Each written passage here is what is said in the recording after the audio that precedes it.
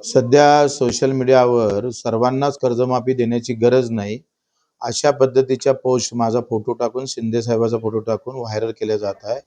व्यवस्थित कसं बच्चू कडूला बदनाम केला जाईल, हा काही पक्षांच्या वॉर रूममधून झालेला प्रयत्न आहे.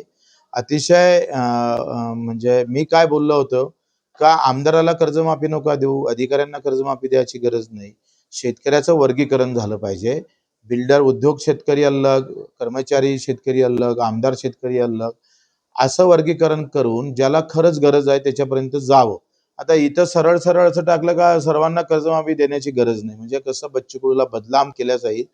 यावरून लक्षात घ्या का पूर्ण महाराष्ट्रामध्ये सध्या फक्त बच्चू कडू टार्गेट केल्या जात आहे, म्हणजे त्याचं खच्चीकरण करण्याचं काम.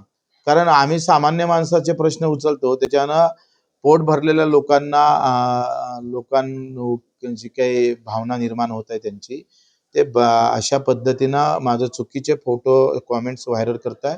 मला वाटतं शेतकऱ्यांनी, कार्यकर्त्यांनी कुठेही या सगळ्या बाबतीत हुशार राहावं आणि असं बच्चू कडू करणार नाही हे ठाम विश्वासानं समोर यावं. मला वाटते कोणाला उत्तर द्यायची गरज नाही आहे, पण असं चुकीचं जर करत असेल तर त्याला उत्तर आपण दिलं पाहिजे. सगळ्यांनी समजून घ्यायचं पाहिजे. आता मी शिवसैनिक म्हणून शिंदे साहेबांनाच स्वप्न पाहिजे ना. भाजपने हे करेल, देवेंद्रजी फडणवीसचा विचार करेल, पण मी काय देवेंद्र फडणवीसचा कसा विचार करू? मी शिंदे साहेबांचाच विचार करणार आहोत. प्रत्येकानं आपापल्या पक्षाचा विचार करावाच लागणार आहे आणि ती स्पर्धाच आहे.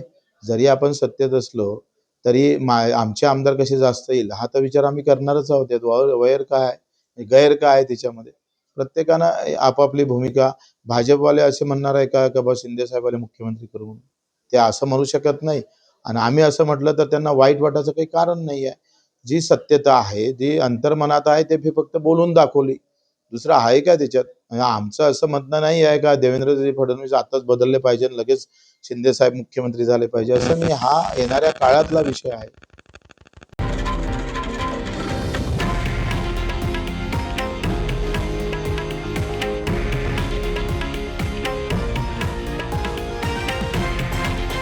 हे आहे देशातील नंबर 1 न्यूज नेटवर्क आणि आपण पाहत आहात TV9 मराठी, एकमेव.